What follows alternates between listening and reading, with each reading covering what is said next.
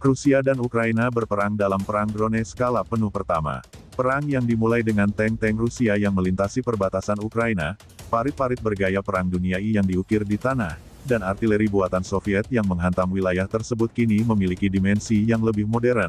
Tentara mengamati medan perang dengan menggunakan satelit kecil, monitor terhubung sementara drone seukuran telapak tangan mereka melayang di luar pandangan.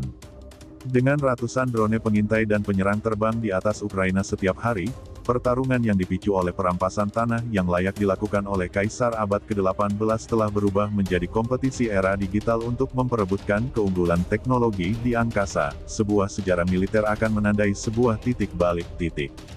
Dalam konflik-konflik di masa lalu, drone biasanya digunakan oleh satu pihak di wilayah udara yang sebagian besar tidak diperebutkan untuk mencari dan mencapai sasaran, misalnya, dalam operasi AS di Afghanistan dan Timur Tengah. Dalam pertempuran antara Rusia dan Ukraina, drone diintegrasikan ke dalam setiap fase pertempuran, dengan armada yang luas, pertahanan udara, dan sistem pengacau di setiap sisi. Ini adalah perang yang dilakukan dari jarak jauh, musuh seringkali berada jauh dari mereka, dan tidak ada yang bisa menjembatani kesenjangan tersebut selain drone, yang memberikan Rusia dan Ukraina kemampuan untuk melihat dan menyerang satu sama lain tanpa harus mendekat. Pasukan Ukraina juga telah menggunakan drone untuk menyerang sasaran yang jauh dari lokasi pertempuran, di Crimea, yang dianeksasi secara ilegal oleh Rusia pada tahun 2014, dan di wilayah perbatasan Belgorod Rusia, menurut beberapa pejabat Ukraina yang berbicara tanpa mau disebutkan namanya untuk membahas masalah sensitif namun menolak untuk menyebutkan namanya. Sebutkan jenis drone apa yang digunakan.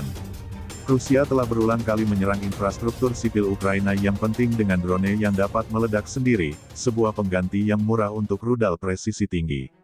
Drone telah menjadi sangat penting untuk kesuksesan medan perang sehingga terkadang digunakan untuk mengalahkan drone lain. Pada awal September, hanya beberapa hari sebelum Ukraina melancarkan serangan untuk mengusir pasukan Rusia dari wilayah timur Laut Kharkiv, sebuah pesawat pengintai Ukraina terbang melalui celah antara dua sistem pengacau di dekat perbatasan Rusia. Jalur ini menyeberang ke Rusia dan berbelok ke utara melintasi wilayah Belgorod, tempat Rusia mendasarkan peralatan untuk mendukung perangnya di Ukraina Timur.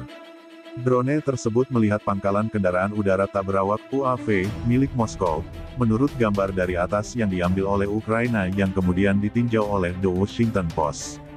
Dalam satu bingkai, ORLAN-10 Rusia, dengan baling-baling khas di hidungnya, terlihat duduk di lapangan di samping sebuah rumah. Kemudian difoto, sesudahnya, rumah itu memiliki lubang di atapnya, dan sebuah ambulans terlihat melaju. Sebuah drone penyerang Ukraina mengikuti rute yang sama dengan drone pengintai, dan melancarkan serangan terhadap armada mata musuh. Serangan tersebut, yang belum pernah dilaporkan sebelumnya, memukul kemampuan pasukan Rusia untuk melihat serangan Ukraina datang dan melakukan serangan balik. Sementara itu, Ukraina mengerahkan UAV pengintai untuk menandai koordinat pos komando Rusia, baterai artileri, sistem peperangan elektronik, dan depot amunisi. Kemudian, ketika sistem peluncuran roket ganda yang disediakan oleh Barat menembaki sasaran-sasaran tersebut, drone kembali terbang, mengarahkan tembakan roket secara real-time atau memastikan bahwa roket tersebut mengenai sasaran.